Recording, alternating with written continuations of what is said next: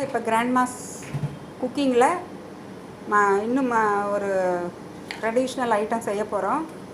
இது வந்து ஹீமோக்ளோபின் கம்மியாக இருக்கிறவங்க, இரும்பு சத்து கம்மியாக இருக்கிறவங்க எல்லாருக்குமே ரொம்ப யூஸ்ஃபுல்லாக இருக்கும் இந்த ரெசிபி. இது வந்து ஆட்டு ரத்தம். இது வந்து நாங்கள் 3 ரத்தம் வாங்கியிருக்கோம். அதை வந்து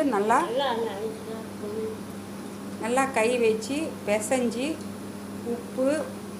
உப்பு வந்து ஸ்லைட்டாக போட்டால் போதும். வந்து மஞ்சத்தூள், மிளகாய்த்தூள் போட்டு நல்லா கை வச்சு நல்லா பிசைஞ்சு எடுத்துக்குங்க.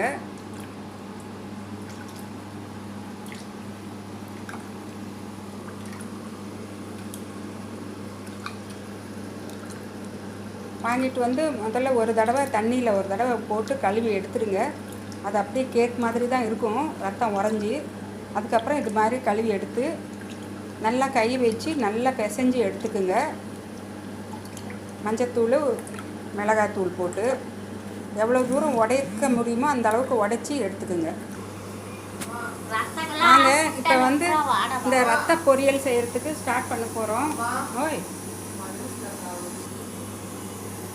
வாங்க, இப்போ ரத்த பொரியலுக்கு எண்ணெய் ஊற்றிருக்கோம். இப்போ இதில் வந்து தேங்காய் எண்ணெய் ஊற்றிருக்கோம். மரச்செக்கு தேங்காய் எண்ணெய், கடுகு, உளுத்தம்பருப்பு, கடலைப்பருப்பு,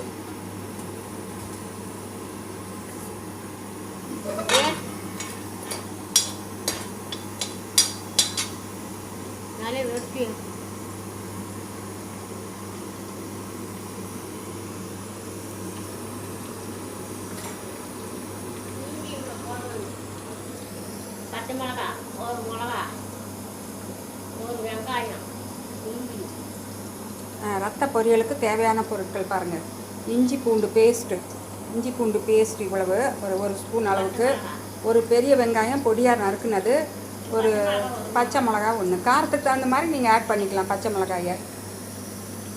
ஏற்கனவே நாங்கள் மிளகாத்தூளும் போட்டுருக்கிறதுனால இது ஒரு ஃப்ளேவர் கொடுக்குங்கிறதுக்காக பச்சை மிளகா போட்டிருக்கோம். இப்போ கடுகு, உளுத்தம்பருப்பெல்லாம் நல்லா வெடிக்க ஆரம்பிச்சிடுச்சு.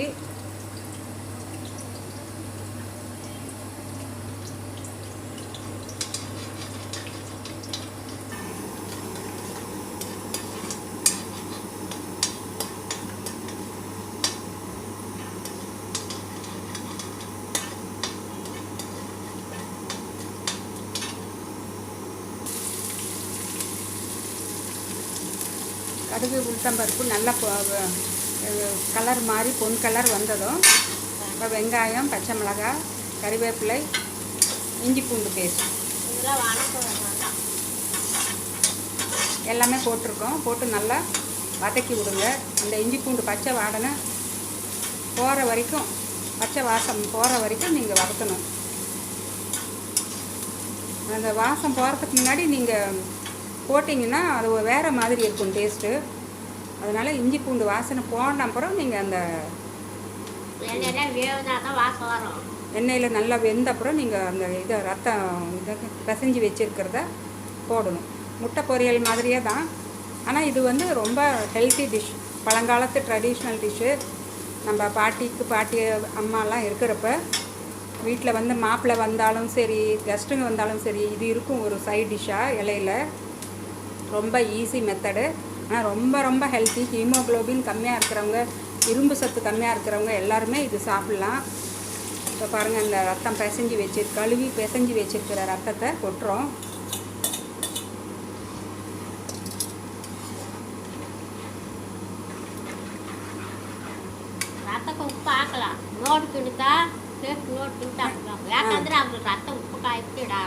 ரத்தத்தில் வந்து அதுலேயே உப்பு சத்து இருக்கும்.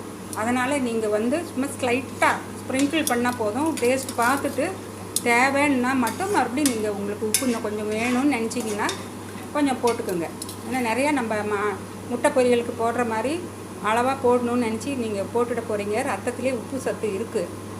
அதனால் நீங்கள் டேஸ்ட் பார்த்து போடுங்க. சும்மா ஸ்லைட்டாக ஒரு பிஞ்சு போட்டு நீங்கள் பிசைஞ்சு கொட்டிடுங்க.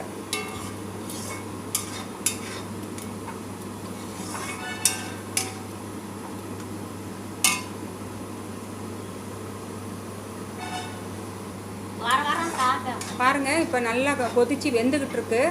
இது இன்னும் நல்லா நீங்கள் தண்ணியெல்லாம் எதுவுமே ஊற்ற வேண்டியதில்லை. அதை பிசைகிறதுலே நல்லா தண்ணி விடும். அதனால் நல்லா முட்டை பொரியல் மாதிரி நல்லா ட்ரை ஆகிற வரைக்கும் வேக விடுங்க.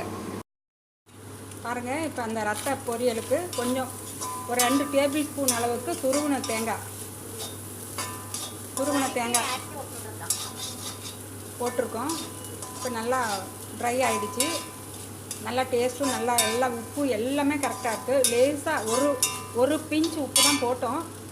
அதுக்கே எல்லாம் கரெக்டாக இருக்குது. நீங்கள் அதை பார்த்துக்கிட்டு உங்களுக்கு வாயில் வச்சு பார்த்து இன்னும் வேணும்னு நினச்சா இந்த ஸ்டேஜில் கூட கொஞ்சம் உப்பு போட்டுக்கலாம். இப்போ இந்த ஸ்டேஜில் வந்து நம்ம தேங்காய் துருவல் போட்டிருக்கோம். கூட வேணும்னா மிளகு பொடியும் கொஞ்சம் போடலாம்.